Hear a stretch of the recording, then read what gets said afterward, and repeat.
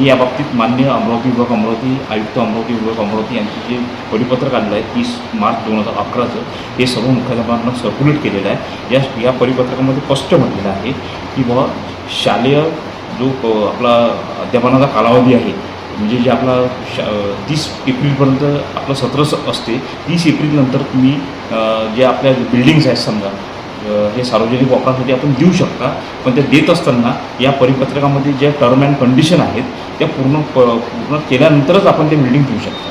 म्हणजे इथं परीक्षा तुमचं केंद्र असताना इथं लग्न आयोजित कसं काय झालं, नेमकं कारण काय?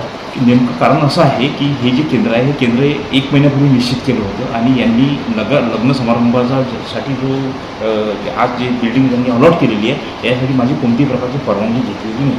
याबाबतीत जेव्हा सकाळी मला हा विषय समजला, जे यंत्रणेकडून जेव्हा समजला, तेव्हा तिथले जे पर्यवेक्षकीय अधिकारी आहेत या पर्यवेक्षक अधिकाऱ्यांना मी इथं भेटीसाठी पाठवलं. सर, स्कॉलरशिप परीक्षा असताना त्या सेंटरवर प्रिकॉशन का असतात, म्हणजे कॉपीमुक्त व्हावं वगैरे तुमचे निकष निकषच आहेत काय त्याच्यात की विद्यार्थ्यांना आनंद म्हणजे शांततापूर्ण जे परीक्षा आहे आणि पारदर्शक कसे आहे की किती सेंटीमीटर लोक बाहेर असावे, काय असावे, मीटरवर असावे, असे काही निकष? 100 मीटरच्या आतमध्ये कोणाला प्रवेश नाही या परीक्षा केंद्रावरती. मग सर, लग्न असताना बिल्डिंगच्या बाजूला पब्लिक आहे, तर मग या बाबतीत माझी त्यांनी कोणत्याही प्रकारची परवानगी घेतली. मग हे परीक्षा रद्द केलं जाईल का, असा आमचा आरोप आहे की विद्यार्थ्यांना जेव्हा DJ आणि याच्यात मुलं व्यवस्थित तो पेपर देऊ शकले नाही असा आरोप आहे पालकांचा.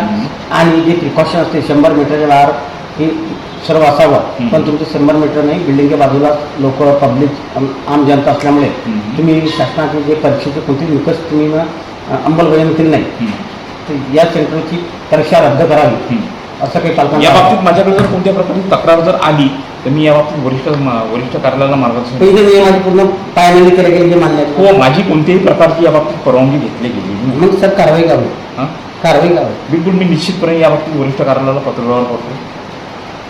निश्चितपणे या बाबतीत मी पत्रव्यवहार करतो वरिष्ठ